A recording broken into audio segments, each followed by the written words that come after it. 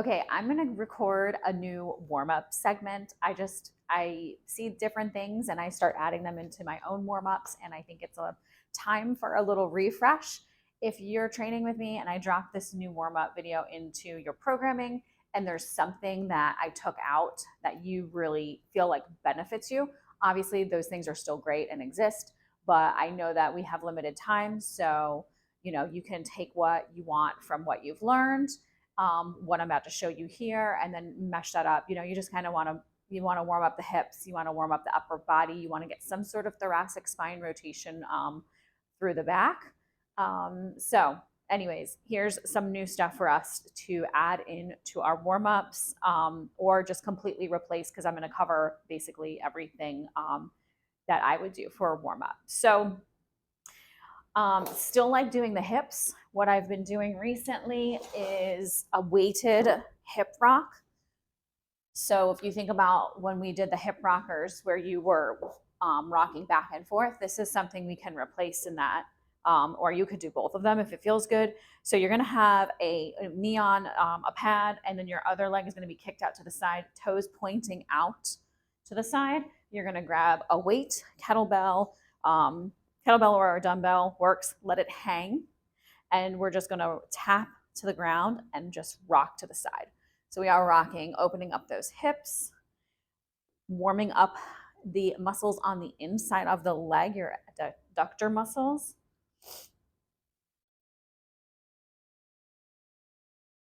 And so obviously that's a per side, you'll do that per side.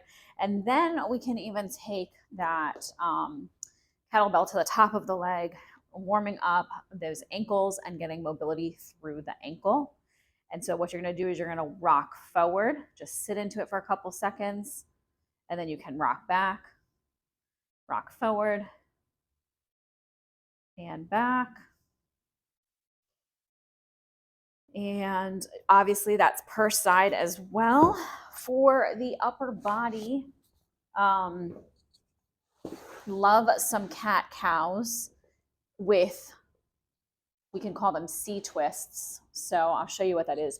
Most of you should know cat cow, but I see it done very sloppily. Like, just because something isn't 100 pounds or very challenging doesn't mean you should disregard the intent of the movement.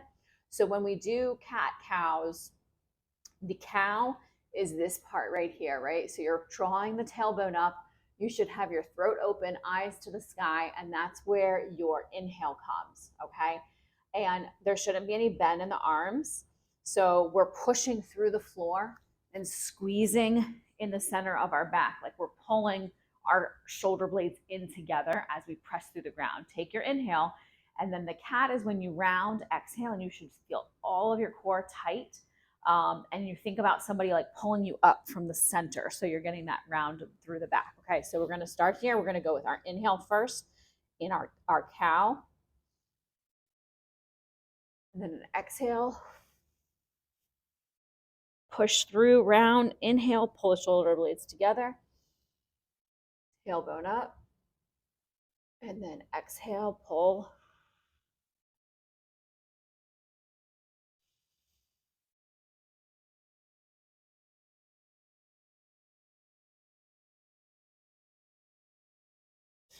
And when I do these, I feel myself getting more and more mobile throughout, right? The first one feels a little sticky, and then I can kind of deepen each part of that move as I continue the reps.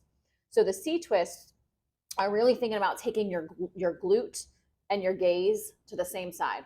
So I'm gonna go to the right, and I'm almost pushing my bottom this way. It's not gonna look like much. I could do it from forward or behind too. And then I'm gonna go the other way and twist through, okay?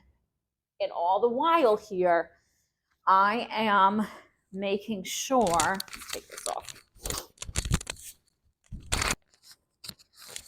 So when I took my sweatshirt off, I lost my microphone. So we're gonna edit these videos together. So on those C twists, what I was trying to show you when I took my sweatshirt off is not to let your hips pull to the ground, right? So you don't want to be in that cow position. You also don't want to be in cat.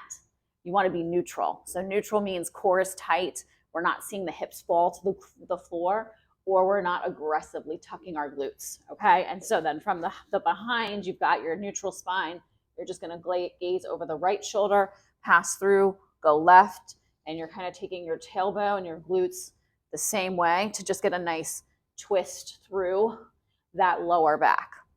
Okay, so then replacing the band pull aparts, love them. You can still do them if you want, but I like this single arm band lateral raise. So bands looped around my leg. I'm going to choke it up to a spot that feels like I have some tension to start, but it's not going to be impossible to get to the top. Arm has to stay straight, okay? So we're just going to rotate open, get a little twist in, so it kind of is a 2-for-1. You're still getting some twist in through the body, and open. And so lateral banded lifts. Those can replace band pull aparts. And then also for the upper body, I like some Superman's face down. Band goes around wrists, drop in the head. You're going to lift the legs, lift the arms, and separate the band. And then come back down. And then come back down. So 2 banded moves for the upper body. You got some hip mobility, some ankle mobility. If there's anything that you are doing that I haven't filmed, you can still do it. I also love a good hang from the bar. So just a dead hold hang to just kind of wake those shoulders up as well.